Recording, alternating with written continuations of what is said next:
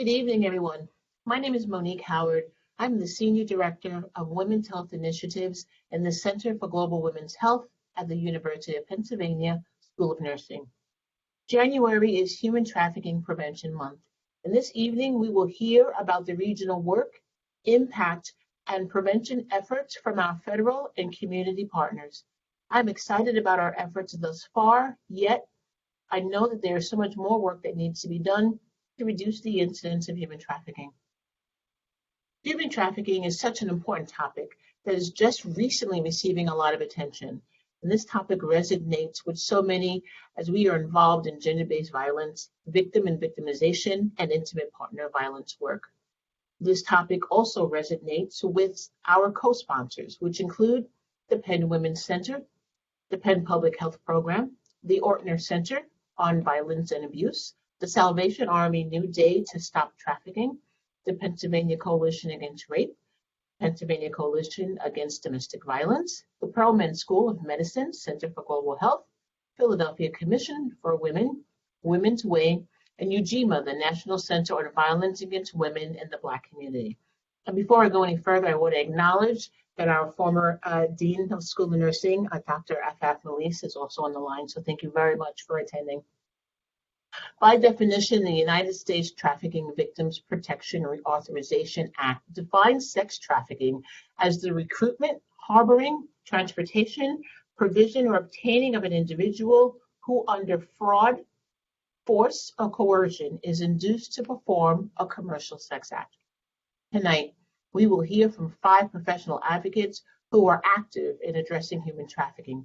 They will discuss their roles in the provision of services to victims, survivors of trafficking, as well as their national and their regional impact. You will hear from Alexis Pollan, Human Trafficking Regional Liaison, Office on Trafficking in Persons, Administration for Children and Family, United States Department of Health and Human Services. Jacqueline Goldstein, Forensic Interview Specialist, Homeland Security Investigations. Patricia Danner, Outreach Specialist, United States Department of Health and Human Services, Region 3.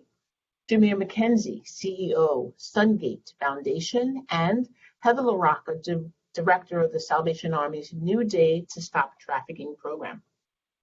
Before I turn it over to our speakers, I wanted to let you know that each speaker will have about 15 minutes, and when they're all complete, we will answer your questions. Please use the QA function in Blue Jeans to ask questions, but not chat. You can use the chat for comments related to the speaker's points. We will have about 15 or 20 minutes for questions after everyone speaks. So, with no further ado, Alexis Pollan, thank you very much. Thank you so much for inviting us to be here. So I've been asked today to just provide you all with a very brief introduction to human trafficking. At this point, you should be able to see my screen. If not, someone will have to let me know. So again, yes, my name is Alexis Pollan, and I am an employee of the Office on Trafficking in Persons. That sits inside the Department of Health and Human Services at the federal government level. We are also underneath the Administration for Children and Families. The ACF mission is to foster health and well-being by providing federal leadership, partnership, and resources for the compassionate and effective delivery of human services. You will come across in the course of your studies and in your work and in your communities a lot of other programs that are also funded by ACF, such as child care, child support enforcement, child welfare, Head Start, early Head Start, refugee programs, etc., etc. Our office, my office, the Office on Trafficking in Persons, our specific mission is to combat human trafficking by supporting and leading systems that prevent trafficking through public awareness and protect victims through identification and assistance, helping them to rebuild their lives and become self-sufficient. So one of the things that's important to note about OTIP is they approach anti-trafficking work from a public health approach. So what is human trafficking? So first and foremost, human trafficking is a public health concern that impacts individuals, families, and communities across generations. There are 2 forms of trafficking, though both can take place at the same time. One is labor trafficking, also thought of as forced labor. Individuals are compelled to work or provide services through the use of force, fraud, or coercion. And then there is sex trafficking. commercial sex. Individuals are compelled to engage in commercial sex through the use of force, fraud, or coercion. One thing that's extremely important to note is that if a person is under 18 years old and is compelled to perform a commercial sex act, it is a crime regardless of whether there is any force, fraud, or coercion. Who is at risk? Individuals from any class, religious, cultural, or ethnic group can be targeted in human trafficking. The following group are individuals, they're types of individuals and communities that have found to be especially vulnerable. So individuals that are affected by adverse childhood experiences, individuals who have experienced childhood abuse or neglect, individuals who have intersected with other types of institutional care, such as foster care or juvenile justice systems, people experiencing homelessness, American Indians, Alaska Natives, Native Hawaiians, Pacific Islanders, survivors of violence, the 2SL, LGBTQIA plus individuals and communities, migrant workers, undocumented immigrants, racial and ethnic minorities, people with disabilities, people with lower incomes, people with a history of substance abuse, communities exposed to intergenerational trauma. And this is not an exclusive list. So as you can see, there's lots of different individuals who are vulnerable to trafficking. Where does trafficking occur? Trafficking can happen anywhere, from illicit markets to legal industries like hospitality, construction, agriculture, or domestic services. It happens inside the United States, it happens outside the United States, and it happens in communities across the entire country. Who are traffickers? Traffickers can be any gender or age. Some are strangers, while others are peers or friends, romantic partners, or family members. What are some signs that someone may be experiencing trafficking? So we're going to go through together some of the basic indicators related to human trafficking. Some under physical health include frequent treatment for sexually transmitted infections, multiple pregnancies or abortions, dental issues, signs of self-harm, respiratory issues, physical and sexual abuse, high number of sexual partners, exposure to toxic chemicals, bruising and burns, weight loss or malnourishment, suicide attempts. Under behavioral health, confusing or contradictory stories, individuals who are unaware of the current date, location, or time, individuals who minimize abuse, suicidal ideations, aggressive, antagonistic, or defensive behaviors, post-traumatic stress disorder, depressed, inability to focus or concentrate, protects person who hurt them, guilt and shame about experiences, extreme timidity, heightened stress response, and withdrawn. And if you step back and you really take a look at this list for a moment, you'll see some contradictions, right? So you see listed aggressive, antagonistic, or defensive behaviors, but also extreme timidity. And that is to say that behavioral health outcomes as a result of experiencing trafficking can really run the gamut, right? So there are different ways that individuals are going to react to their situations. Some other indicators in the social environmental realm is repeated absence from school or a sudden increase in substance use, age inappropriate romantic partners, repeated runaways, evidence of being controlled, of individual who lives at their work site, failing grades, a change in dress, change in friends, not able to speak for oneself or share information. And so this is really important in a healthcare type setting. So for example, if you were providing care to an individual and there's somebody else in their presence who, for whatever reason, may not leave or always answer questions for them, and you can't be in a situation to talk to that patient individually one-on-one, that could be a red flag or an indicator. Someone who wears inappropriate clothing for the weather, or multiple people in a cramped living space. Just want to pause here and just remember that, of course, there's both labor trafficking and sex trafficking. And just know that there is, it can be hard to sort of differentiate between, let's say, labor exploitation and labor trafficking. So, for example, here under labor exploitation would be individuals who are paid less than promised or withheld pay, no written earnings statement, no meal breaks. But it then is a kind of progressive scale of movement to work is controlled, individual lives at work site, versus very, very clear signifiers such as threats of use of violence, held against will, intimidation and control, sexual assault, physical beatings, use or threatened use of law. Human trafficking and healthcare. So most trafficking victims will have contact with healthcare during their exploitation, including at primary care, reproductive health clinics, medical specialties, mental health, substance use disorder treatment, or most often emergency departments. So just taking a moment here and understanding that individuals who have experienced trafficking very frequently, some of the first individuals that they're going to be interacting with during their trafficking experience are going to be people in the healthcare fields, whether it's public health, healthcare, or behavioral health. This will happen in patient rooms. This can happen in hospital settings. That at a point, people need care and they need health care. And so it is important to be able to understand that individuals experiencing trafficking, are experiencing it in all different types of settings across the nation. And as individuals working in these fields, being able to see what some of these red flags are and to be able to think about whether or not trafficking might be impacting the people that you're trying to serve. So I'm assuming that many of you know what are the social determinants of health, but just wanting to take a pause here and review them again, because in the public health approach to human trafficking really takes a look at those social determinants of health and trying to take them into consideration in both the prevention of trafficking at the primary level, the secondary level, and the tertiary level. So, for example, social determinants of health are the conditions in the environment where people are born, live, work, play, worship, and age that affect a wide range of health functioning and quality of life outcomes and risks.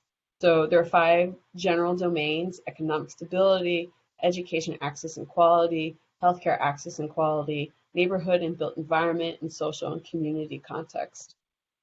So in an approach to addressing the social determinants of health and human trafficking victims, here are some of the 5 areas that are really focused on by the federal government: safety and security, providing individuals with access to law enforcement, mental health services, and legal services, basic human needs, assisting individuals in securing basic necessities such as food, clothing, and an extremely important one, housing.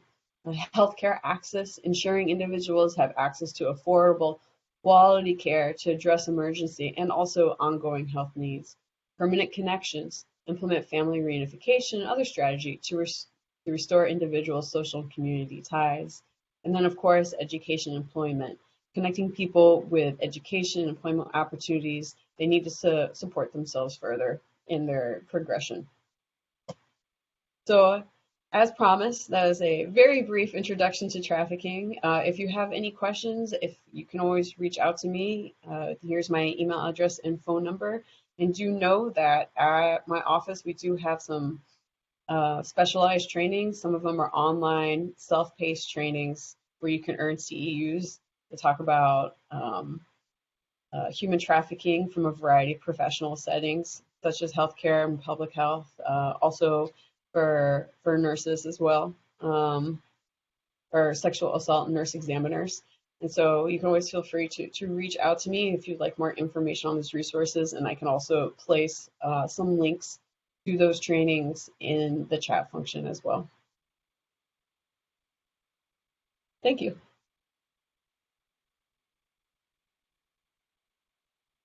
Thank you very much. I will prepare the slides for Jackie Goldstein. Great, thank you so much. So I'll be speaking a little bit more about human trafficking from the law enforcement perspective, specifically how Homeland Security Investigations has been responding to human trafficking and what we plan to do moving forward to address this concern. And Monique is going to help me with slides because I can't share my screen. So there we go. For those who are unfamiliar with Homeland Security Investigations, I wanted to just give a brief overview. we fall under the header of the Department of Homeland Security. And so there are kind of the two sides of DHS for us. One is ICE, Immigrations and Customs Enforcement. And then on the other side is HSI. And HSI, or Homeland Security Investigations, is the investigative arm. We investigate all different types of federal crimes, very similarly to the FBI or other federal law enforcement partners. And one of our primary areas of focus is human trafficking. And that's important because one of the primary distinctions between HSI and some of the other federal law enforcement partners is that we have transnational authority. So while we do investigate cases of domestic human trafficking, we are also able to investigate and then prosecute cases with an international nexus. HSI has several offices. I'll show you a map in a second of where we have offices around the US and the country, but I sit in the Philadelphia office. It's called SAC Philadelphia, Special Agent in Charge. And the SAC Philadelphia office covers all of Pennsylvania and all of Delaware. So we have offices throughout that region, and that's my primary area of focus. This shows the breakdown of all of our offices, but HSI has 30 SAC offices overseeing 265 domestic offices and 75 offices in 48 different countries. So again, while most of us are stationed stateside, we have attachés around the world, and we're frequently collaborating with them to investigate any form of human trafficking that does have that transnational nexus. The primary mechanism that the Department of Homeland Security has used to target human trafficking is the Blue Campaign. And some of you may be familiar with Blue Campaign materials. They are frequently posted on New Jersey Transit, sometimes SEPTA vehicles. But this is the unified voice for DHS's efforts to combat human trafficking. And it involves awareness and education, a commitment to victim-centered investigations, and a unified DHS effort, meaning that all of the various departments within the Department of Homeland Security are all working together to combat human trafficking, given their specific areas of expertise. There are plenty of printed materials, videos. There's a website that has some fantastic resources. So I listed that link below. If anybody ever is interested in pamphlets, brochures, we have a wide variety of informational materials in, again, a variety of languages. One of the other more recent efforts that DHS has spearheaded is the Center for Countering Human Trafficking. And this specific center is designed to advance counter human trafficking law enforcement operations, protect victims, and enhance prevention efforts by aligning DHS's capabilities and expertise. So in many ways, CCHT is kind of our hub for human trafficking outreach endeavors and all of our investigative endeavors as well.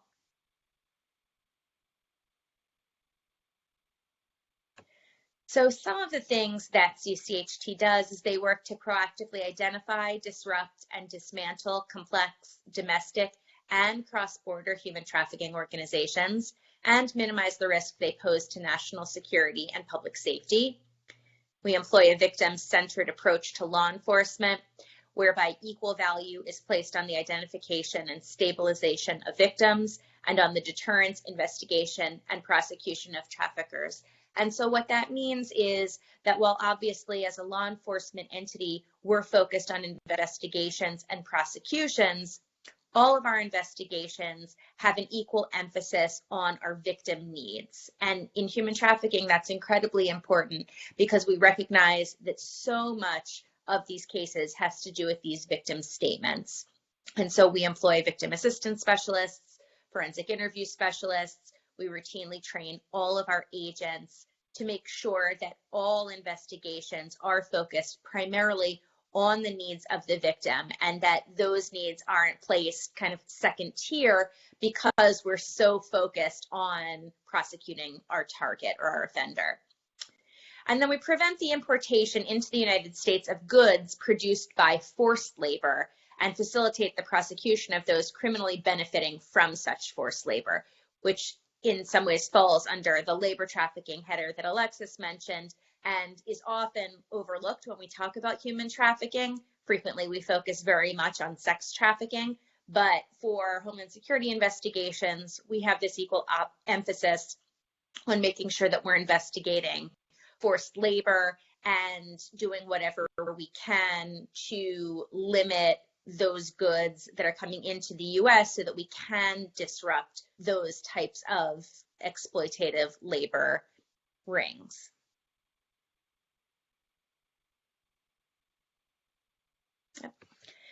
So we do a lot of outreach, and one of the biggest things that we find important to address are, why is this important, right? Why does human trafficking matter to you? Why do we reach out to the public and various different industries and disciplines to talk about human trafficking if, not everybody is looking into this particular topic? And what we found is that human trafficking is very much a crime that is hidden in plain sight, and that people often have no idea what it actually looks like. But once they become a bit more educated on what the actual indicators of human trafficking are, anybody can be the first person to spot it and notify law enforcement to help better protect victims.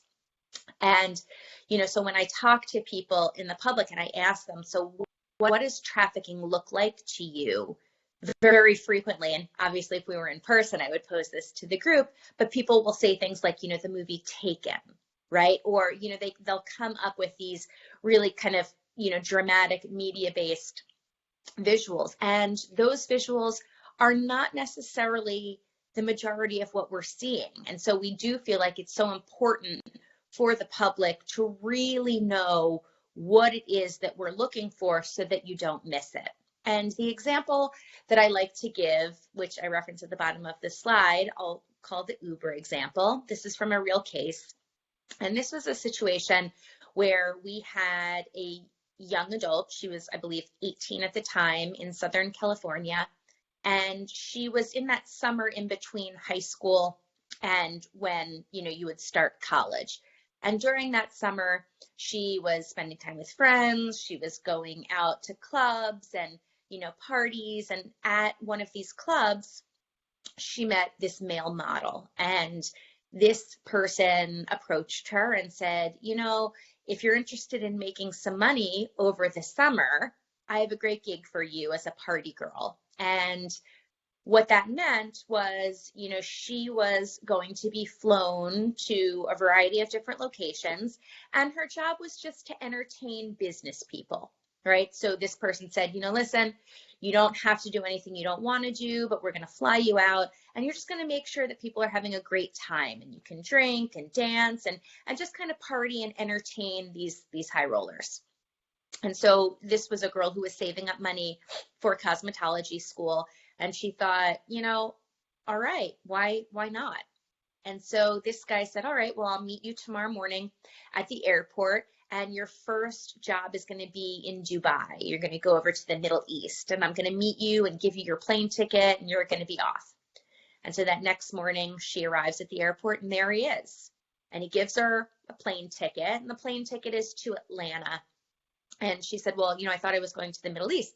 And he said, oh, yeah, of course you are, but, you can't fly direct to the Middle East from the West Coast, so you're going to fly over to Atlanta.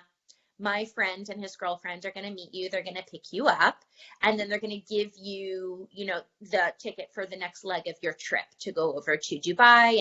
And, so they'll take care of you. They'll make sure you're fine. So she flies over, and she gets to Atlanta, and just as promised, this man and his girlfriend are there, and they pick her up, and they say, you have a 6-hour layover. We're going to take you to get something to eat, and then we'll bring you back to catch your flight. And so this man takes her bags and her purse and everything and puts it in the trunk of the car and drives her to like a breakfast place, kind of like a Denny's or a Waffle House, one of those types of places.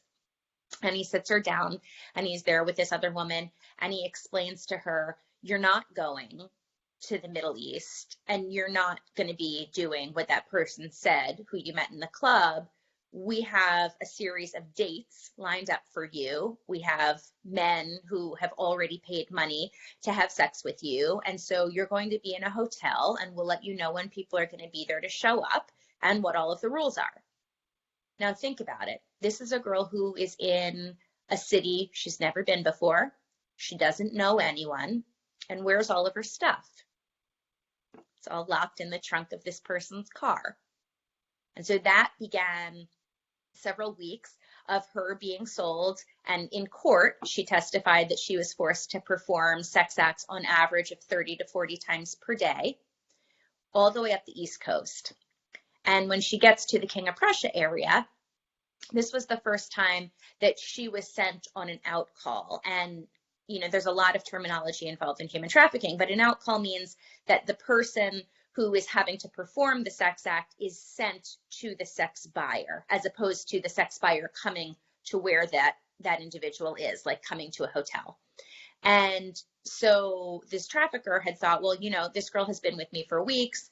She's been relatively compliant. I can trust her to send her to this sex buyer's house. And the way that he did it to maintain control was he ordered an Uber for her. And the beauty of this is that because he was the one that ordered the Uber, he can see where she's going. He can enter the address. He has a lot more control. So she gets into the Uber, and this was the first time she had been by herself and away from him and this girlfriend for weeks at this point. And she says to the driver, I need you to stop. I need you to pull over the car, just get me out of here, and then pull over and stop. I have to go and I have to make a phone call. So the Uber driver stops, you know, at like a 7-Eleven or something like that, and this girl runs in. Well, the trafficker, who can see the Uber route on his app, sees that the car has stopped. And so he calls this Uber driver, and he's yelling, why did you let her out? Where is she? You better go and get her. Really, you know, upset about this. So this girl gets back into the car, and the Uber driver says, listen, you know, I think you need to call your boyfriend because he's really upset. He doesn't know where you are. I'm not really sure what's going on. And at that point, this girl starts crying uncontrollably. You didn't tell him where I was. What did you say to him? He's going to kill me. Really, really upset. Now, this Uber driver, who had just been to a training on human trafficking that was sponsored by her church. I don't know if we have any Enon Tabernacle members that are observing tonight, but this was a presentation that had happened at Enon. The Uber driver is a member of that congregation, and she had just been to this presentation. And so now she's starting to piece things together. So I have an 18-year-old in my Uber who doesn't have a phone, right? What 18-year-old do you know that doesn't have a cell phone? And this girl is really, really upset and had to stop immediately. And she's afraid. And this person is calling and yelling and making sure that this girl isn't away from him. And so this Uber driver is kind of identifying all of these red flags that she had just learned about in this training. And she turns to this girl and she says, in what is quite possibly the greatest line for outreach endeavors ever, she goes, wait a minute, are you a human trafficking victim? Right? Now, our victim doesn't know that term and just said, listen, I don't know what you're talking about, but he's going to kill me. I have to get away from him. And so our Uber driver decides, I'm not going to risk this. I don't know what's going on. It's not my job to investigate, but something seems wrong here. And so she finds a state trooper, pulls over, talks to the state trooper, and the state trooper intervenes and speaks to this girl. And this is what ultimately led to us identifying this individual as a victim of trafficking, and later many other victims of human trafficking, around half of whom were in fact minors, the other half were adults, in addition to what this trafficker called his online pimping academy, where he was charging individuals thousands and thousands of dollars so that they too could learn how to traffic young girls. So I give this example to show what it can look like, but also to illustrate that anybody can be the one to spot it. Anybody can be the one to say, hey, something seems weird here, and to initiate an investigation. And that's ultimately what led us to rescue that one victim in addition to the 8 others that we later identified. The next slide. There are lots of different types of human trafficking victims that HSI serves, and we talked about sex trafficking and labor trafficking, domestic victims versus international victims, and I will say that HSI Philadelphia is seeing probably 50-50. So around half of our cases are domestic, US citizen victims of human trafficking.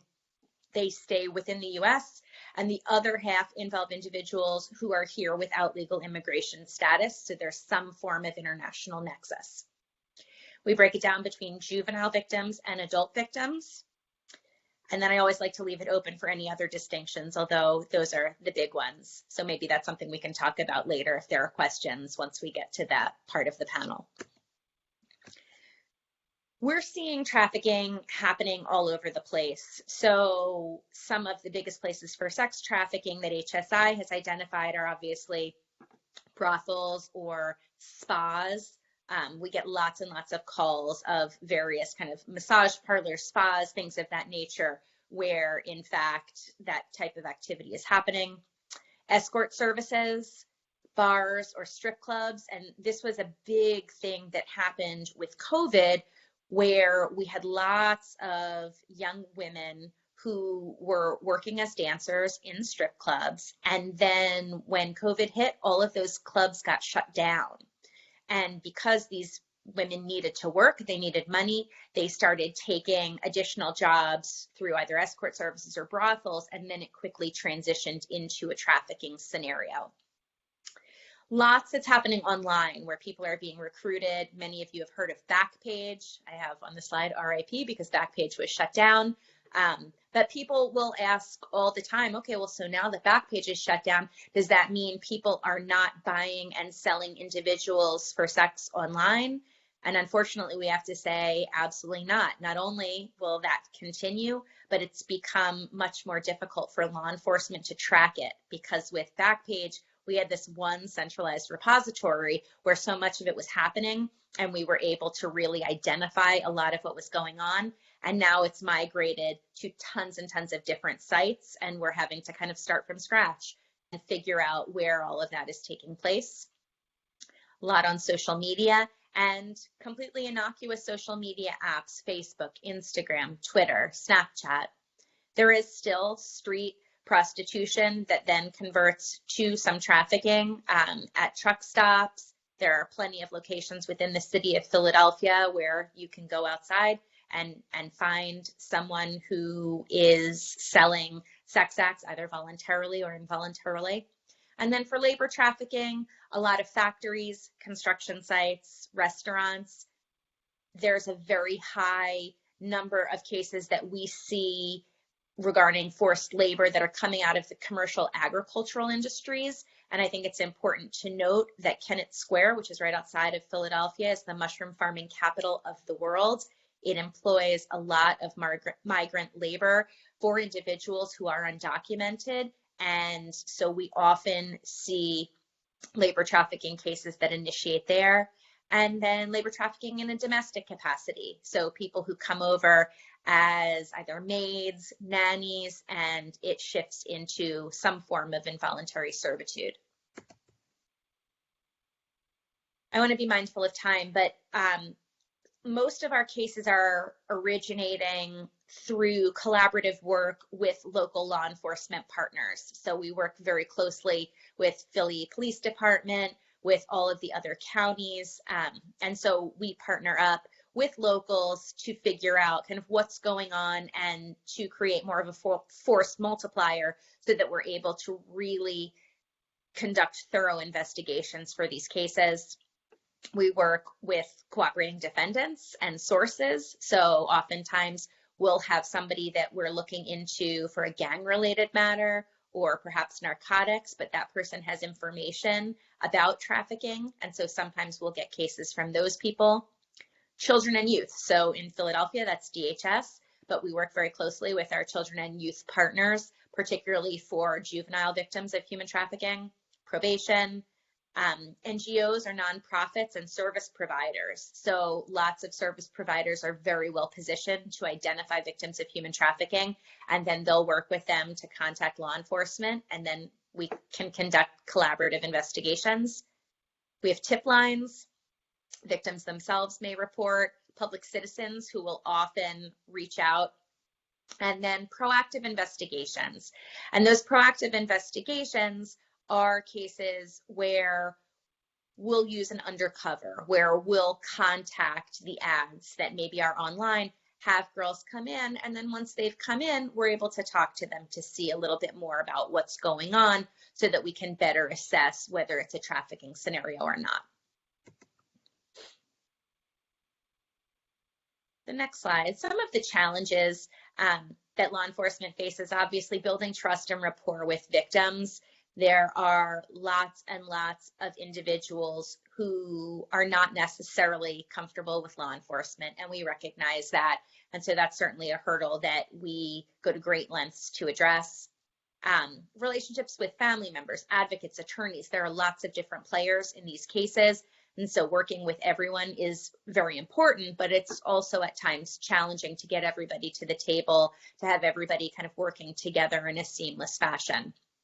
Understanding the impact of trauma on victims and their role in the investigation. And so that's a big part of what I do to help our agents understand what trauma does to people and how the impact of trauma is important to understand if we're going to have successful investigations. Developing relationships with nonprofits, lots of different competing missions, sometimes media involvement and coverage, and wanting to make sure that our victims are protected both physically and that their confidentiality is protected as well.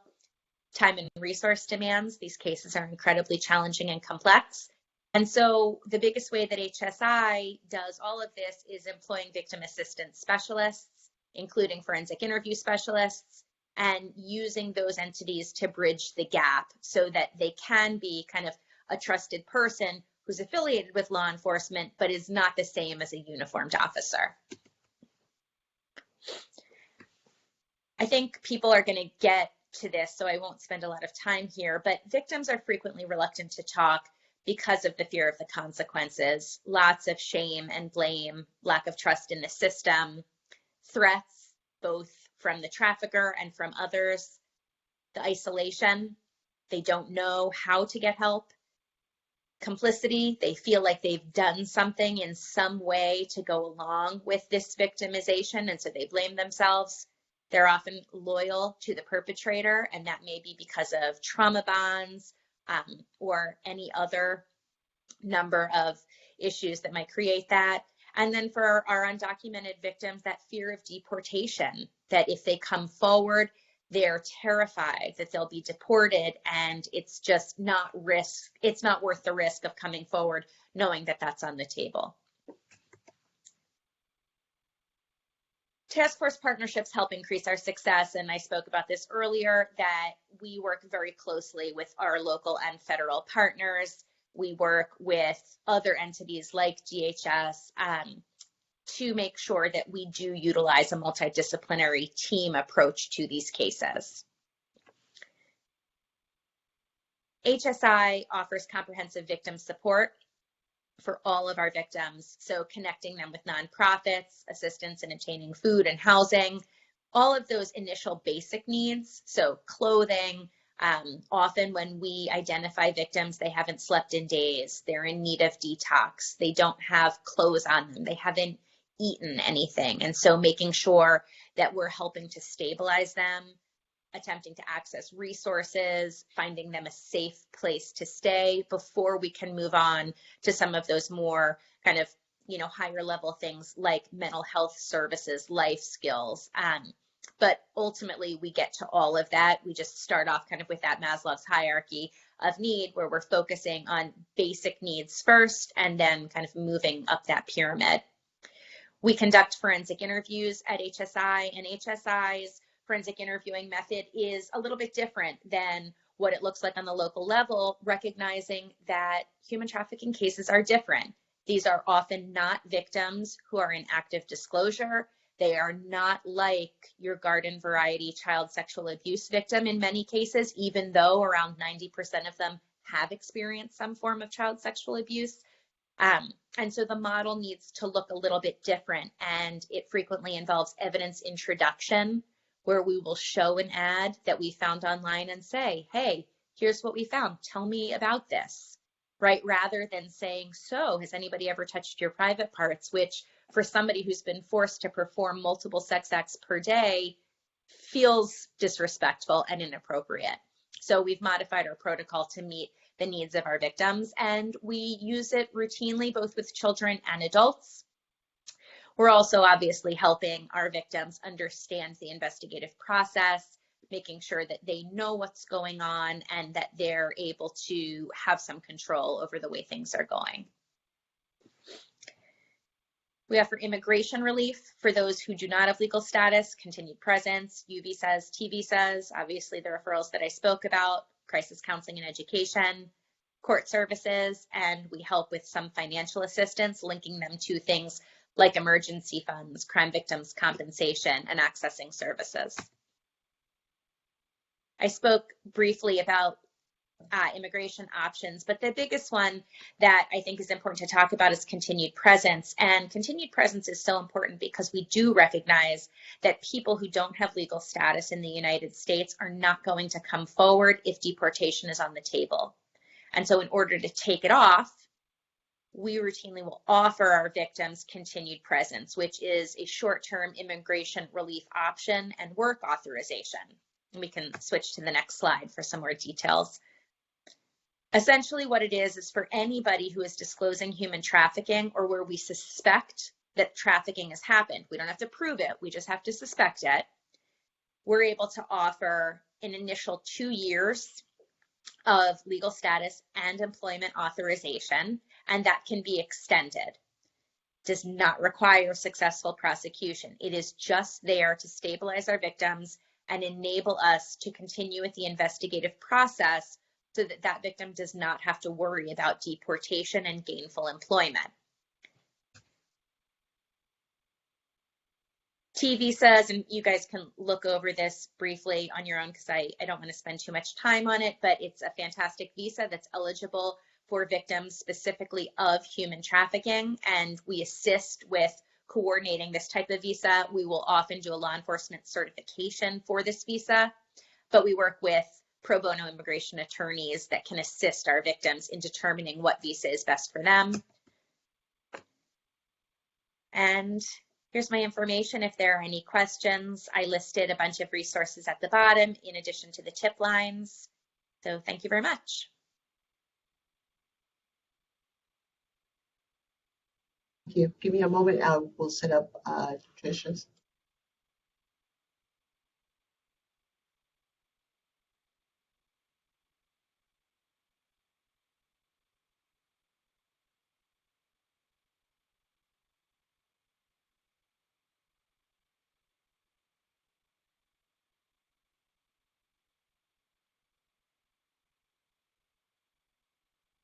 Thank you, Monique. Jackie, if you're still on, could you, if I may ask, share if somebody comes, they suspect they encounter a victim of human trafficking, be it labor trafficking, like somebody being forced to beg at the exit of a Walmart parking lot with a sign, and then they see somebody come up and take the money that they just received. What should someone do if they suspect that they see a victim of trafficking in a medical setting or in the public, etc.? Would you mind answering that while we have you? Yeah, no problem. So I think the biggest distinction that's important for people to make is there an immediate threat? Is this person in danger? And if you believe that this person is in danger right at that moment, call 911. That's the way that you have to do it because they're designed to respond immediately. And so, I was giving a presentation to the hoteling industry, and someone gave an example of, somebody being beat up in the hallway, a woman being beat up in the hallway, and they really felt strongly that it was trafficking. And they said, well, so should I call the national hotline? And we said, absolutely not. So if you see somebody who is in immediate danger, 911. However, if it's a situation where you suspect trafficking, but it's not this kind of immediate threat, that's when you can utilize the tip lines that I listed, either the National Human Trafficking Hotline, which is that 888-3737-888 number, or the HSI tip line. You can also call the Polaris tip line.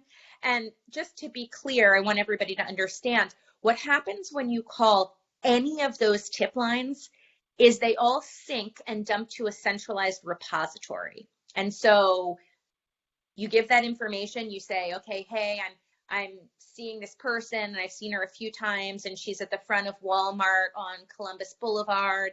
And that tip line then gets sent to all of the law enforcement partners in that area in Philadelphia who respond to human trafficking. So HSI will get it, the FBI will get it, Philly PD will get it. Everyone who needs to know about these cases will get it. And then we deconflict. So we make sure, okay, if somebody's already looking into it, we don't want to step on any toes. And then somebody kind of calls dibs and says what they're looking for. So again, I would say 911 if there's an immediate threat, but beyond that, you can utilize any of the national hotlines, whether it's Polaris, National Human Trafficking Hotline, or the HSI tip number, and reach out to anyone. You can also, again, for something non-emergent, my email is listed. You're welcome to reach out to me and I can contact an agent. But we all kind of throw that information to one centralized area and then determine who is the best person to look into it. Thank you, Jackie. That's really important information for everybody. And I'd like to really start off with thanking Monique for pulling this webinar together, because we all know one of the, other than arresting the people purchasing sex or abusing labor trafficking area, one of the biggest advantages to disrupt human trafficking is education and awareness. So thanking Monique for holding this webinar and bringing this to everybody's attention. Really appreciate it. So I'll get started with my presentation. If you can go to the next slide. So I am the Regional Outreach Specialist with the U.S. Department of Health and Human Services. I work in the Office of the Regional Director, who is a presidential appointee. Right now, we are still waiting for our appointed Regional Director, but we continue with the work of HHS in Region 3. I am a part of the Region 3 Federal Interagency Anti-Trafficking Task Force. The task force is made up of members of the Office of the Regional Director, the Office of the Assistant Secretary of Health, the Administration for Children and Families, the FBI, Homeland Security. So it's a variety of federal agencies working to disrupt, I like to say disrupt human trafficking rather than end human trafficking, because disrupt is an attainable goal. We can disrupt human trafficking in Region 3. Next slide, please.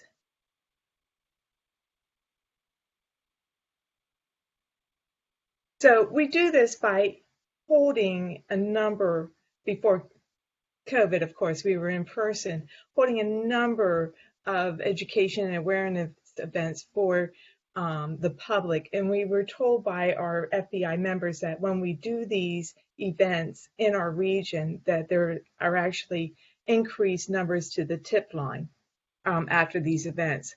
We just recently in November had our third annual Pennsylvania Office of Rural Health Human Trafficking Conference, partnering with the Pennsylvania Office of Rural Health, the Hospital and Healthcare Association of Pennsylvania, the Pennsylvania Coalition Against Rape, and of course the Office of the Regional Director, the Office of Assistant Secretary of Health, Administration of Children and Families, Health Resources and Services Administration, and it was held virtually.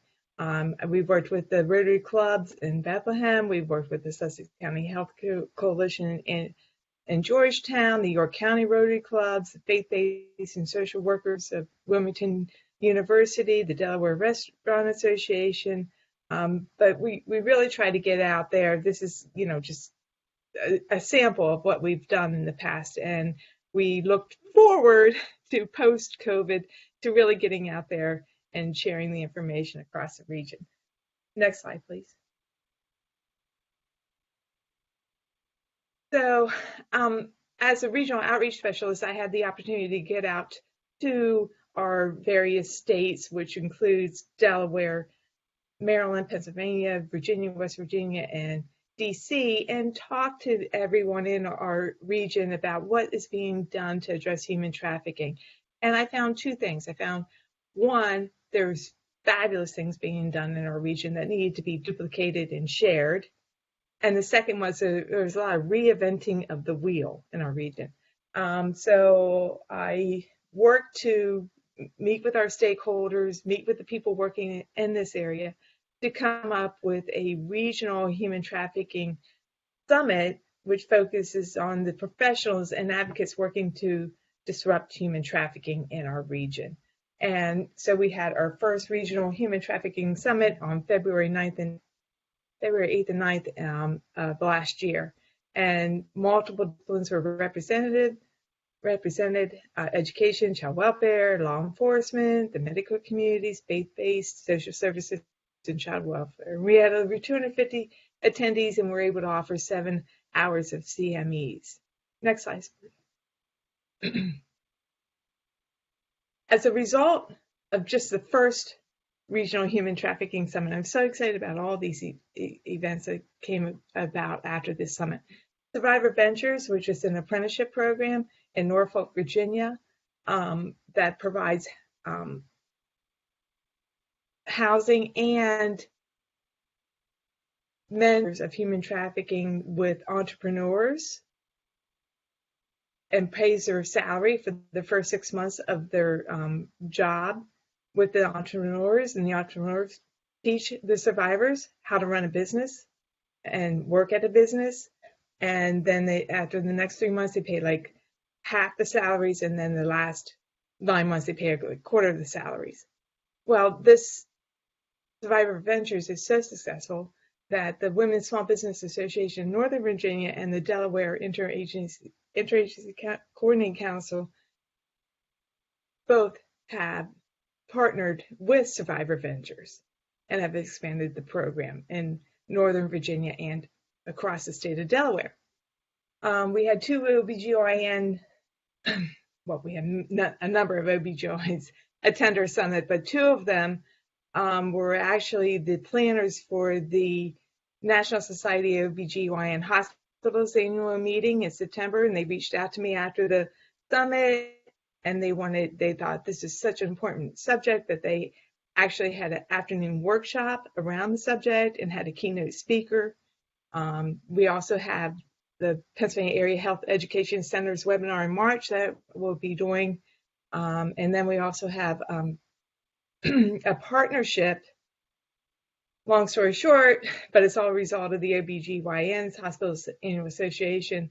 The Veritas Management Association is partnering with our Region 5, which is out of Chicago, that has a survivor homelessness voucher program that they're going to be supporting and expanding because they want to do something locally. They're also supporting a regional summit by providing 6.0 hours of CMEs for physicians, nurses, and psychologists that is taking place in February of this year. And then just the increased communications and networking among our states has increased tremendously. There was none before. And everybody's talking, sharing resources. Hey, I need a survivor expert from Virginia. I'm in Maryland. Who can I talk to? Everybody's talking and sharing resources. It's really amazing. So I'm really very excited about that. Next slide, please. So our logo for our summit and the regional interdisciplinary collaborative working to disrupt human trafficking, which we refer to as the RIC, has become, is in the process of becoming a nonprofit agency. This is the planning committee for our February summit, and now it has expanded and grown so much that it is now incorporated and becoming a nonprofit. Next slide.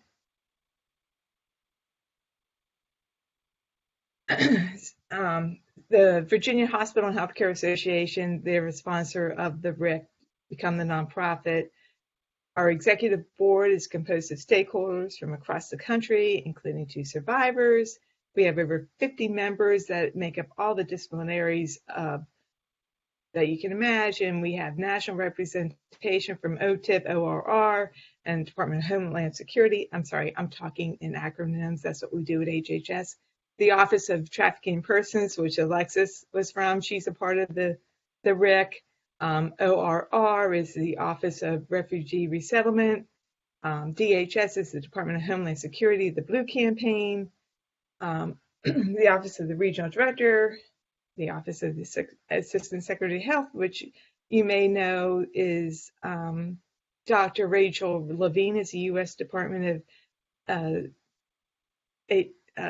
Health and Human Services Assistant Secretary of Health. She was the Pennsylvania Secretary of Health, so we're so thrilled to have her part of HHS now. The faith-based community, the Salvation Army, which Heather Larocca, she's a part of the RIC. Alexis is part of the RIC. Coming up, Shamir, she's also a part of it. So it's really a very exciting organization. We're very proud of it. Next slide, please.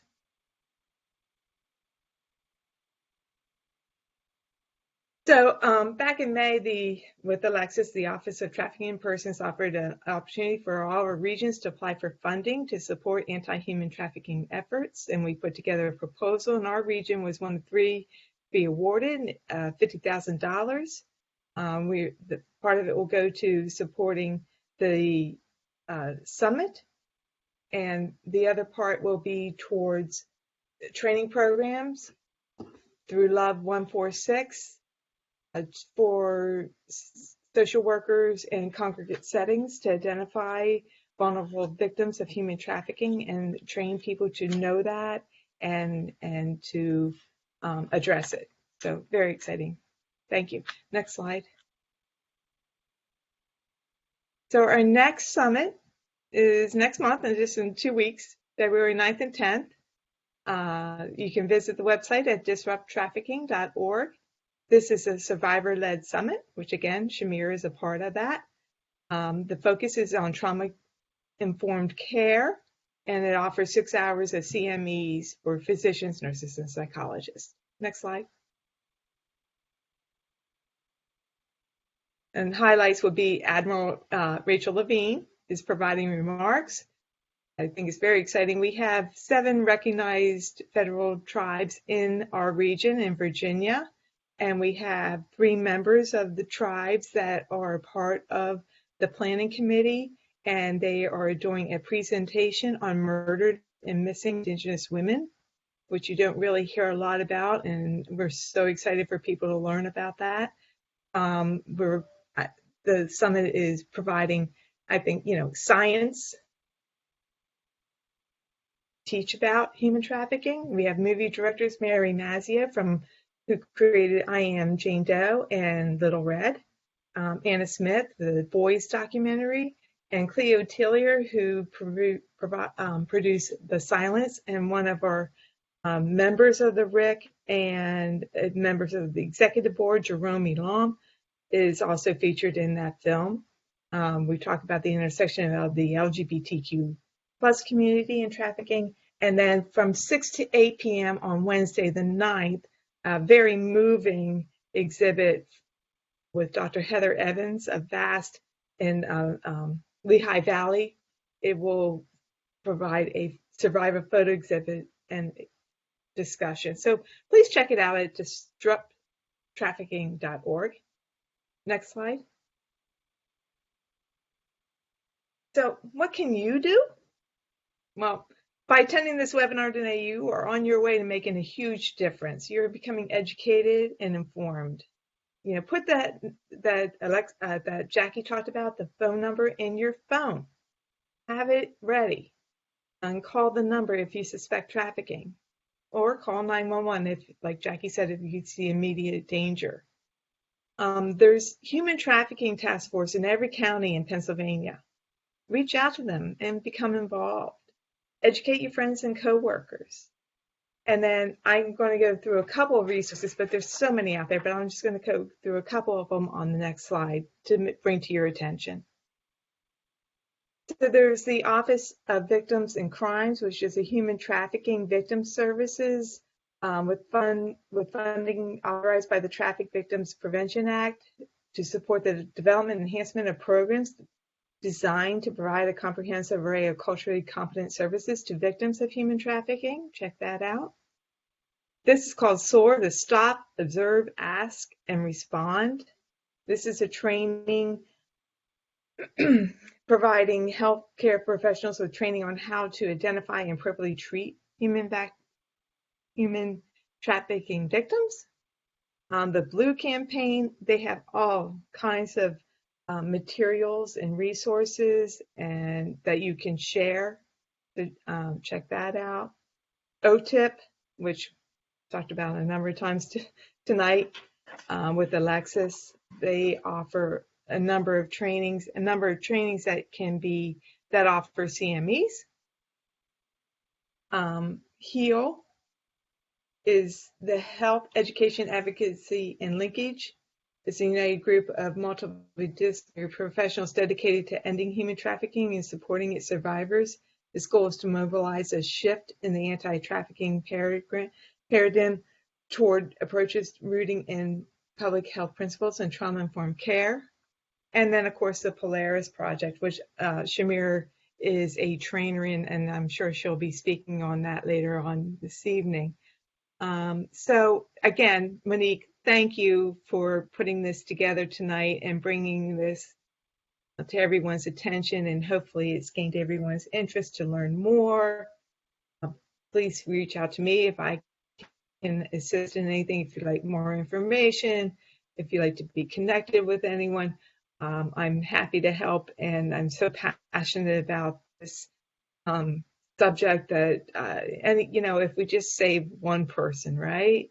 Let's be the disruptors of human trafficking. Let's say, not this boy, not this little girl, not this immigrant, not today, not tomorrow, not in my backyard. Let's be the disruptors, right? So thank you very much. Thank you very much. Shamir, you're up next.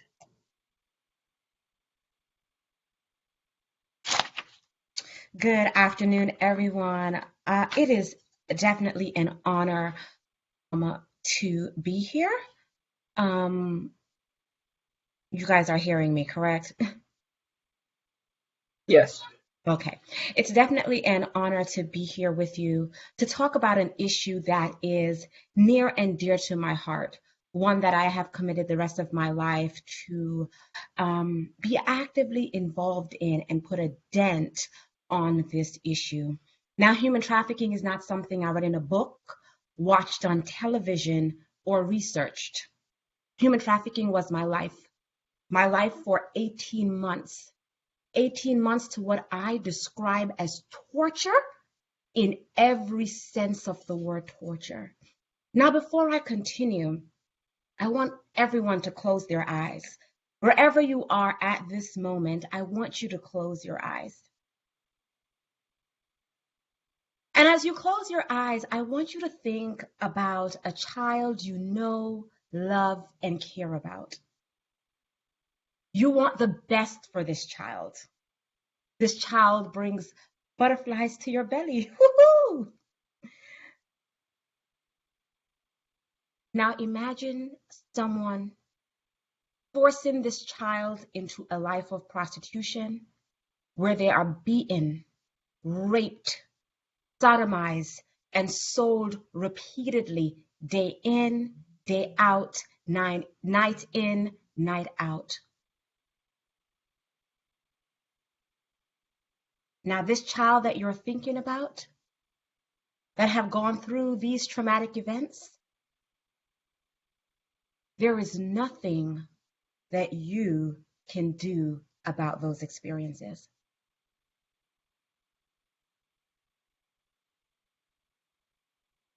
You may open your eyes now. For many of us, we can talk about social justice issues when it doesn't directly impact us. Now, that exercise that I had you do by closing your eyes and thinking about your loved one, someone you know, love, and care about, that may have been a very difficult exercise for you.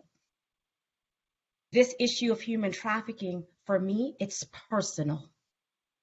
And everything that I described about that child you know, loved, and cared about happened to me. And it gets worse. It got worse as my story unfolded. I met my trafficker while crossing the street one day. It wasn't a white van that came around and snatched me up. And I do want to acknowledge that there are some victims who are kidnapped. But I met my trafficker while simply crossing the street one day. And he didn't present himself as, hey, I'm the big bad pink. I'm going to rape you and beat you and sodomize you. He didn't present himself as such. In fact, he said he graduated from Morehouse College. We had great conversations around single parents in the community, politics, the high number of African American males incarcerated, because those are the conversations I enjoy talking about. I was at a Division I university on a full athletic track scholarship, but I had injured my hamstring and lost my scholarship. Now, I got a job and was working, trying to save, because after going to the financial aid office, taking out loans, I was $3,000 short. And when I met my trafficker, he asked me, why do you keep working so much? And I shared with him that I was trying to save to go back to school. And he said, don't worry, I can help you. I was in a vulnerable situation. And we have to understand that when we're talking about human trafficking, vulnerability is one of the leading factors that causes one to be trafficked. And vulnerability may present itself in many different ways. For me, it was my desire to go back to school. For other survivors, it could be that desire for love, for a place to stay, a place to call home. When we talk about human trafficking, it's not just traffickers. People are trafficked by their families, by gang members, because they are vulnerable. And Alexis had a very beautiful slide up that talks about the various types of victims. But what I want to tell you today, that trafficking for me, it's real. And the physical piece, because when you escape trafficking, for me, I don't have to deal with the physical piece, but I have survivor friends who can't have children, who have brain injuries, who have issues with their feet as a direct result of the physical abuse that they endured while they were trafficked. Now, my physical scars, when I look at my hands and other parts of my body, I realize that the higher power that I believe in do a very good job of trying to heal those scars where they are slowly but surely disappearing. But what I can sit here tonight and tell you, while my physical scars may have healed, the psychological trauma that I endured continues to haunt me. I continue to have dreams of my trafficker abusing me, trying to kill me. I do continue to have trust issues. I went through 6 therapists before I found the right one that could help me unpack my trauma. Because even when we're talking about clinical support, not all therapists are trained to understand or help me unpack the trauma that I went through. I did have interactions with the healthcare system. And I can tell you, I had a nurse after when I came out of my trafficking experience, I would go to Planned Parenthood and I would continuously get tested to see if I had any diseases. And I would go back and go back. And on the very last time I went, the nurse yelled at me. She opened my chart and she said, "Why do you keep wasting my time? You were here on this date and this date and this date. And look, your chart says negative, negative, negative. I have real patients that I need to see. Why are you wasting my time?" And that's when I shared with her what had happened. And she apologized.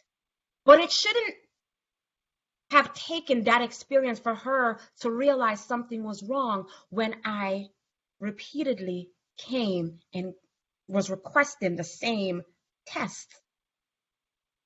When we talk about people who are trafficked, keeping yourself safe is one aspect, but traffickers remind us daily that if they don't get to you, the individual that they're trafficking, that they will get to their families. See, I had shared with my trafficker that my grandmother went to work at 3 a.m. in the morning and how I was concerned that she was getting up and going to the train station that late.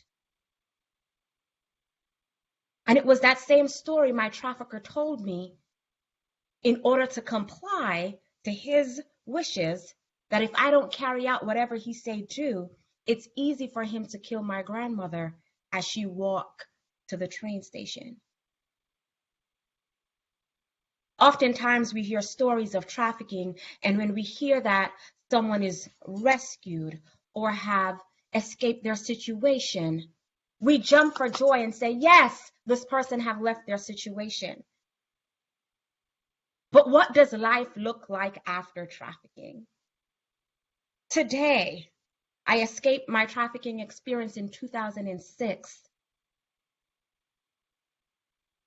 Today, I am here as the CEO for the Sungate Foundation, the training manager for the National Human Trafficking Hotline that is operated by Polaris, the first appointed anti-trafficking ambassador to Jamaica, international speaker and trainer where I have trained law enforcement, judges, prosecutors, all these individuals on how to identify and respond to human trafficking. But I want to tell you that this did not happen overnight.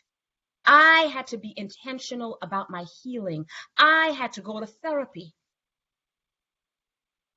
and look inward so that I am able to do this work. It took a collective effort for the Shamir McKenzie that you're seeing on the screen today. I had people who believed in me. I had people who supported me, people who pushed me to go back to school. I'll never forget my former supervisor at Shared Hope International, Samantha Vardaman. I was upset with her for a while because every Friday she would have me do this educational support plan. And I had to tell her what steps I had put in place to towards going back to school. I was like, she's not my mother. She's my supervisor. Why does she have me doing this? But she believed in me. She saw something greater in me than I saw in myself. I also want to mention Kevin Bales. Kevin Bales saw that I was able to, that I had the ability to share and train, and he encouraged me to get out and start sharing my story. So here I am today. But life after trafficking is no walk in the park, as I have said. This is my experience, and I've shared that other survivors that they can't have children and they still have aches and pains from their trafficking experience. Now, when we talk about human trafficking, this is not a presidential issue.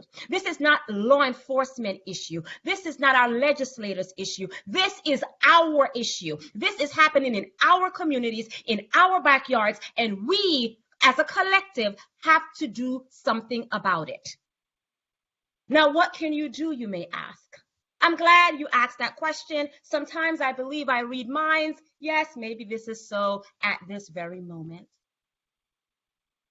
Because there's something that we all can do to address this issue of human trafficking that is plaguing our nation. We are all given these skills, gifts, and talents that we can give back and lend to this anti-trafficking movement, right? We have to change the mindset of our culture.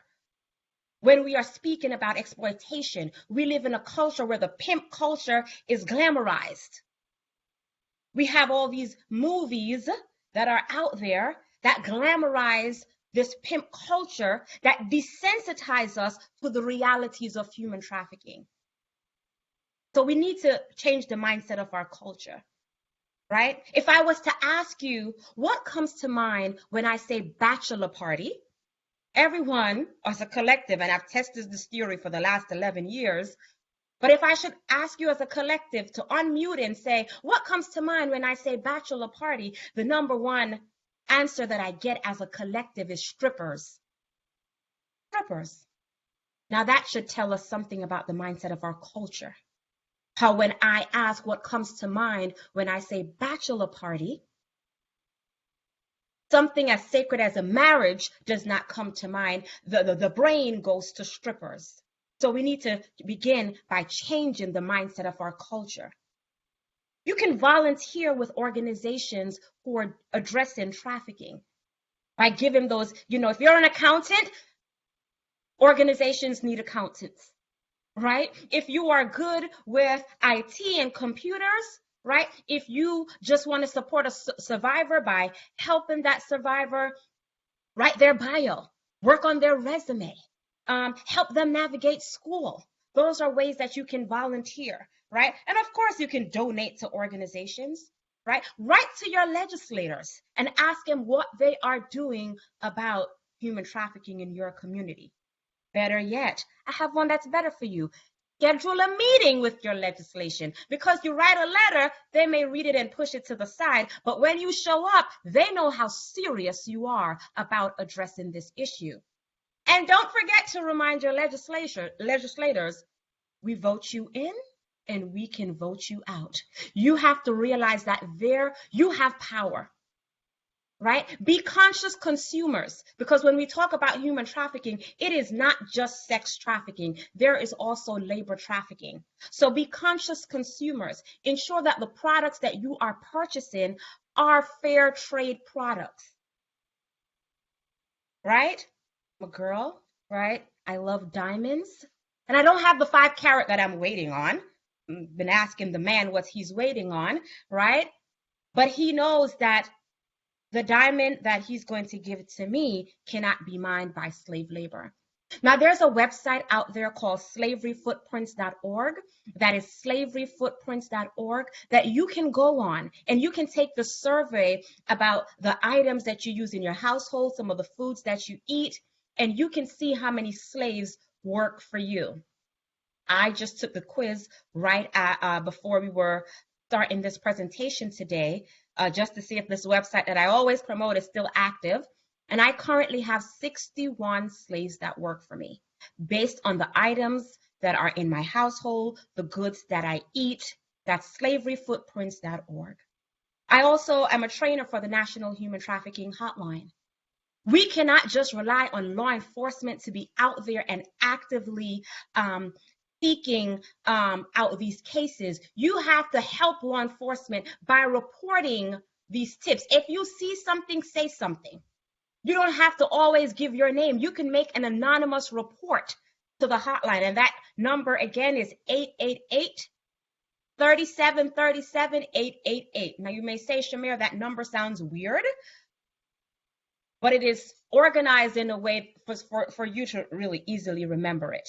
Right? You can give that number to survivors. We will help survivors get them connected to services if you come in contact with a survivor. And let me just talk about that for a second. If you come in contact with a survivor, please remember the golden rule. The golden rule is do unto others as you would have them do unto you. Whatever culture you're from, that is always present in every culture. Do unto others as you would have them do unto you. When you come in contact with a survivor, the question should not be what happened to you. The question should be, how can I help you? How can I help connect you to services? And you got to be honest with yourself. If you're not the person that can help them, connect them with an individual who. And sometimes it's not even trying to connect them to an individual. Sometimes all survivors need is someone to, one, believe them. We are in a Me Too era where we see that survivors of sexual violence are not always believed. So believe survivors that what they have experienced is true. Be non-judgmental. We all present our own biases because of our experiences, right? But be mindful of that. I sit before you today, not as a victim, because I'm no longer enslaved. I'm not a survivor because I am more than surviving.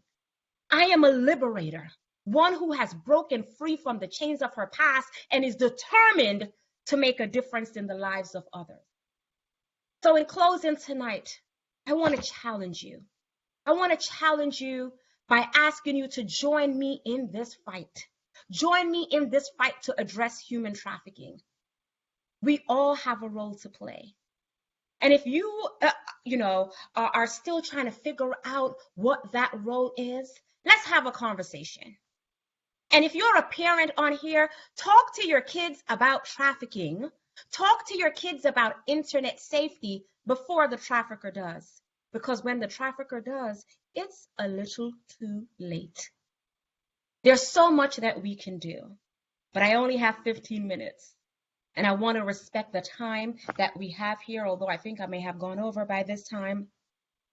But again, I just want to thank you for the opportunity, and I'm going to pass it over to our next panelist. Thank you so much, Shamir. Heather Larocca, you're up next. Hello, everybody. Can you hear me? Yes. Okay, great. Can you all see my screen? Yes. Okay, awesome. So yeah, today I'll be talking about human trafficking in Philadelphia. One, I just wanted to thank Shamir for sharing as she did. It's definitely a passionate presentation to follow, and we're also kind of a little bit low on time, so I will just try to really keep this brief. But I'm really speaking from the program that I helped to run, the Salvation Army's New Day to Stop Trafficking program. And our program does a variety of things, but we're really on the ground in Philadelphia and the surrounding region, working with survivors of trafficking in a variety of ways. We have a housing program, a drop-in center, a police-assisted diversion program, mobile case management, hotline, and training that we do. And so that's really the perspective I'm talking about, and just trying to give you, from that perspective, just what we're seeing in Philadelphia and the surrounding regions when it comes to trafficking. So in a similar way, we see trafficking really look in all these ways, like I think we've already been kind of defining it tonight. And I'll kind of reach into these a little bit more, just as we're thinking about what this looks like in Philadelphia. So one, I think a lot of us are aware, but this area definitely has that intersection of major highways. We have our ports, and we really see trafficking happen in a lot of different ways. We see it in street-based trafficking and prostitution. We see it in homes. We see it in hotels. And so we really see this happening throughout Philly. And I'll kind of, as we talk about the region, sort of think about kind of how this looks differently in some different areas. So our drop-in center was our first program. We started in 2010.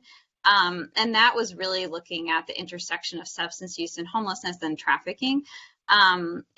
So here's where we really see that street-based sex work, and then that intersection, of course, with trafficking. And we've seen a lot of folks who, are on the street experiencing a substance use disorder. And when we kind of talk to them and kind of hear their story, and of course, are also involved in sex work, when we hear their story, they'll talk about how they originally started in trafficking or sex work when they were 12 or 13, oftentimes by a parent. That's a really common story and situation that we've seen. We also see a lot of intimate partner violence based trafficking.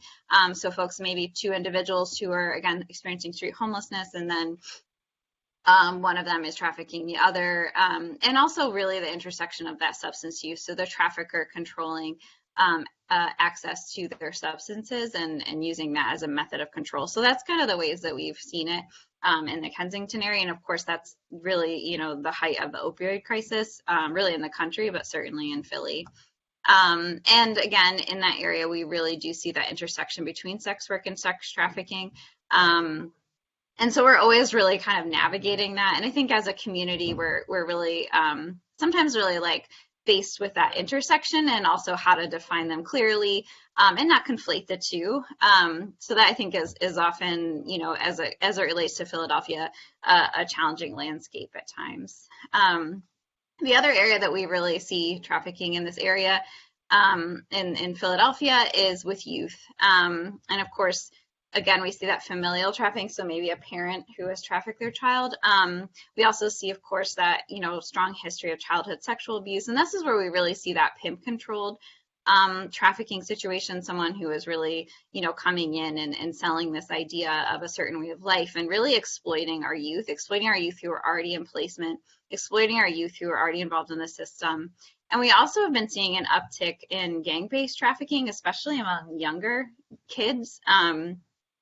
And just that added layer that brings, you know, a lot of times with the gang-based trafficking, they see themselves as members, don't identify as victims. And we really see that young girls are often really, you know, exploited because in a gang, you know, the idea is that you're supposed to earn money for that gang. And so a lot of times we've seen girls or female identifying folks at least that their role within that gang is selling sex or, you know, trafficking. So that's just another trend that we've been seeing. Of course, in Philly, we also see LGBTQ folks being at higher risk. We see that a lot up in North Philly, Old York Road area. And we also see that this population is really at risk for increased acts of violence, especially if someone maybe didn't know that this was a trans individual or things like that, or just that they are just targeted more often for violence. And then runaway youth, you know, who might identify as LGBTQ, we also see as, again, you know, that intersection of runaway youth and trafficking and that vulnerability. So we're seeing that a lot as well. And when it comes to labor trafficking, of course, we often, you know, don't focus on this, you know, enough, I think, in the anti-trafficking movement. But there's been, I mean, recently there was a large case in New Jersey. It was in the news. There was 108 survivors that were recovered. So that, you know, is certainly something that we've seen. We've seen oftentimes just larger groups of individuals all being trafficked by the same person. And of course, that intersection with the work visa and the fact that an employer can have so much control over their employee really leaves, especially our immigrant population, open to exploitation. And I do want to also just highlight, and we see this, of course, in this area in Philadelphia, the intersection of oppression and racism, especially when we're talking about Black and Brown women and Black and Brown youth. You know, there was a study done on the adultification of Black girls, which essentially showed that both law enforcement and juvenile courts perceived Black girls as less innocent and more adult-like. And so that really led to harsher penalties. It led to them being treated differently in the system. And we also know that they are also really targeted for violence when it comes to, you know, on the streets. We've even heard, you know, in the area of Kensington that Black and Brown women are often, you know, have more violence against them and things like that. So kind of just thinking through what are the needs of survivors, what are we seeing, again, trying to really focus locally here on what are we seeing. And I think it mimics, of course, what we're talking about at a larger level across the country. But I think, you know, here in Philly, some of the things that at least from our perspective, we should, and, you know, the community of folks doing this work is really looking at the demand side. So who is buying sex, who's buying sex from kids, who's buying sex from exploited individuals, and really penalizing those people that are buying and not penalizing those who are that's a typo down there. Decriminalizing the selling of sex is, what that's supposed to say. So really looking at decriminalizing those who are selling sex. And essentially what we're saying is decriminalizing those who are vulnerable. Really looking at youth and prevention. Someone mentioned I Am Little Red earlier. I think that's a great prevention video that looks at youth. And we have a survivor advisory board as a part of our programming. And they are really passionate about prevention and doing events to really target youth and educate them on the warning signs. I think throughout our city systems, we really need to look at identifying survivors of trafficking, seeing the signs and identifying and then connecting them to resources. And of course, language access. I mean, we've had a situation recently where we've just really struggled when one of our clients was victimized to get them to get language access for someone to use a translator in them reporting the crime. And of course, housing just continues to be a crisis, especially with the COVID-19 pandemic on top of all the folks who have experienced trafficking, the vulnerabilities are already experiencing. And so I think just kind of as I'll now kind of wrap up here, and I think this is one of the neat things about the Philadelphia area and the things that we, of course, need to continue to work on, is really, there are a lot of collaborations, and really the work in Philly started in the Philadelphia Anti-Trafficking Coalition. I think people earlier were mentioning that there's coalitions across the state, across the country. So I think, whatever organization you're in, finding where that work is happening, finding those groups, and really, coming together and collaborating to really think through how as a community can we change our policies, can we change our systems to understand trafficking, connect with survivors, and offer them support. So I listed a few of the ones that we are involved in here at the Salvation Army New Day. The Philadelphia Anti-Trafficking Coalition, of course, is really where the work started here in Philly. There's also something called Shared Safety, which is really looking at that intersection across the city of domestic violence, sexual assault, and trafficking, which I think is a really exciting prospect, because I think even across the state or the country, we really kind of separate these victimizations. And we know that survivors don't necessarily differentiate their domestic violence experience or their sexual assault experience from their trafficking experience. There's the Philadelphia Anti-Trafficking Task Force, which is, of course, that partnership between our NGOs and law enforcement, both federal and local. And then we have a more recent collaboration with the Juvenile Anti-Trafficking Coalition here in Philly, which is really looking at youth and kind of the specific issues that youth face. And then, of course, your multidisciplinary teams and interdisciplinary partnerships. We've also done a lot of work in Montgomery County with their MDT and partners there, really trying to look at this issue. So again, there's a lot of folks out there doing the work, and I think it's sometimes tempting to just want to start a new organization or start a new thing, but how can we connect and collaborate and really the tagline of the RIC that Trish was talking about earlier is to stronger together. So how can we be stronger together here in our community to really look at this issue?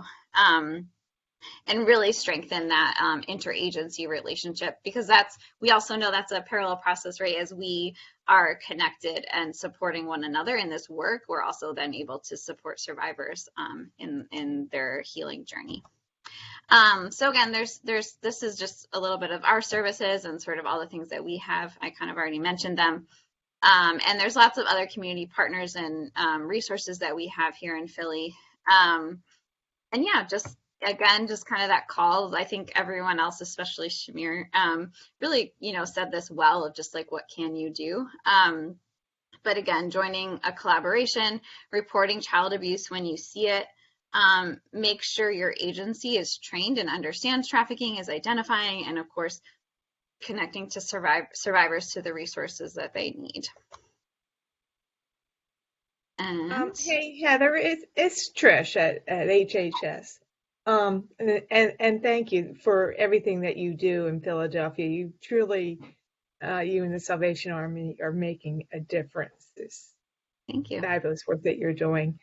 I have a question about the children, the traffickers.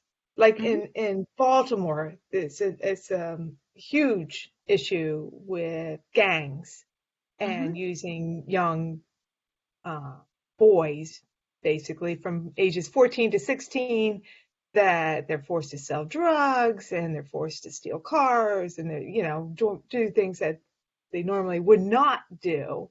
Right. And I know in Baltimore, they have developed a system when somebody comes into the criminal justice system of a screening. If you didn't do this, would you be hurt? If you didn't do this, would somebody in your family be hurt? What would happen if you didn't sell the drugs? Is there, I know you're not part of the criminal justice system, but is there something in place in Philadelphia around that?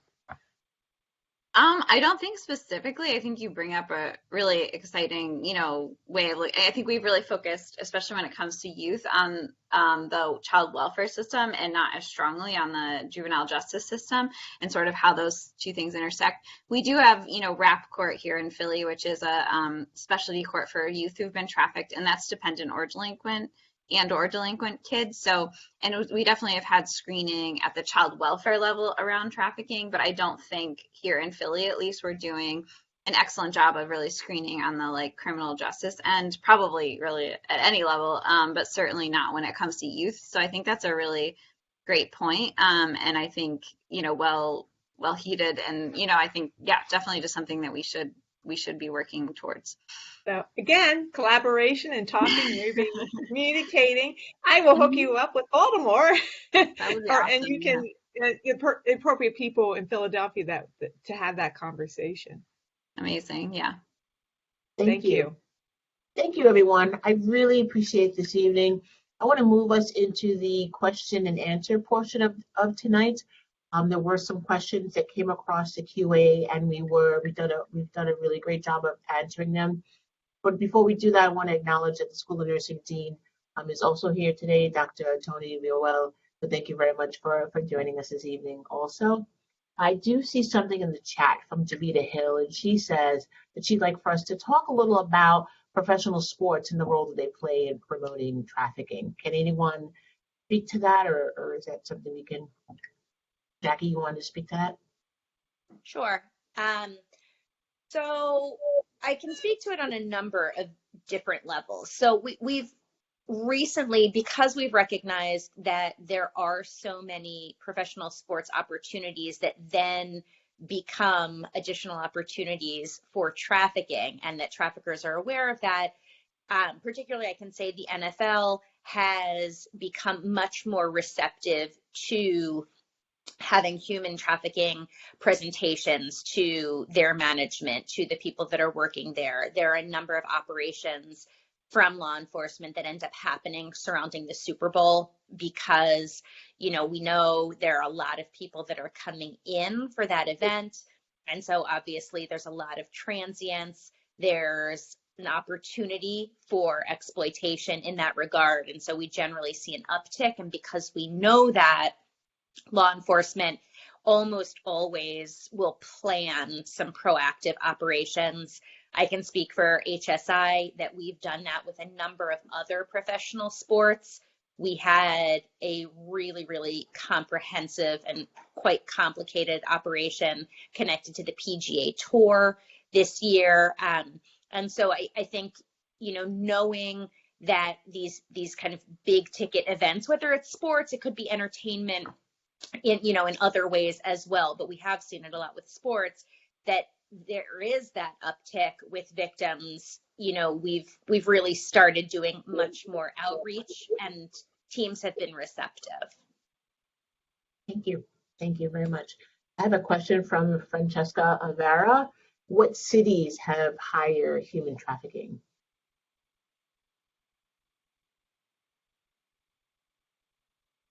So isn't Atlanta, Georgia, like the airport, huge for trafficking? Do you know about that? I thought that Atlanta was one of the biggest hubs for trafficking. So we have to keep in mind when we're talking about human trafficking that this is still an underground issue. right? This is still an underground issue.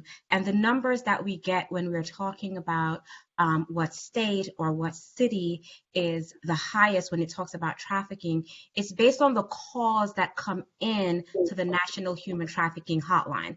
There is no data out there to say, hey, New York has the most trafficking or Texas has the most trafficking. The numbers that are out there are based on the calls that come in from that particular state. So currently, we have California has a high number of calls that come into the to the hotline. Texas have a high number of calls, and Florida. And to get more information on this, you can visit humantraffickinghotline.org. That is humantraffickinghotline.org. And once again, I just want to remind folks, because oftentimes people attend presentations and they're like, I hear this all the time, Shamir, did you know that my state is the #1 state for trafficking? And I'm like, how did you know that? Right? It is based on the amount of calls that come in to the National Human Trafficking Hotline. Wonderful. Thank you, Shamir. I've been typing and trying to get it all down, and I got the phone number. I'm so proud of myself today. You're doing great, Monique. You're doing great. Thank you. Thank you. I don't see, let me go over to Q&A really quickly. I don't see any other outstanding trafficking questions. If I've missed something, I will put my email in the chat so that you can find me, if I spell my name right. Okay, there you go. So you can find me, you can ask me additional questions, and I will make sure I get the answer for you. And I think I can speak for everyone when I say that this has been an extremely informative webinar. Thank you so much, all the speakers this evening, for all the work that you did to make this be successful.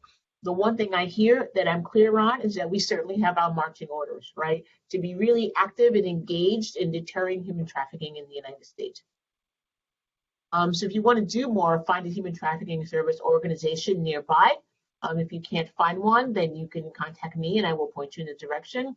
There were several programs that are national, that are local, that are in your area. Thank you for joining us this evening. To the speakers, thank you for sharing your expertise, and for helping us become more aware of human trafficking and our role, human trafficking services that are available, and the work that is being performed to reduce risk. I also want to thank colleagues and co-sponsors for joining us this evening. Several of them, I see their names. And finally, I've already demonstrated my inability to be tech savvy, and so this would not have at all been possible without Val Sicca, Ivy Daniels, Janet Tomkovich, and Anthony Augie. I want to thank you. Please join us for the Penn Nursing and Center for Global Women's Health events that are later on this year. I've put our Twitter handle in the chat. Please visit our website and have a wonderful rest of the evening. And thank you so much. This is how we're going to close out January, which is Human Trafficking Prevention Month. But trafficking doesn't only happen in January. Trafficking happens every day. Thank you, everyone, and have a good night.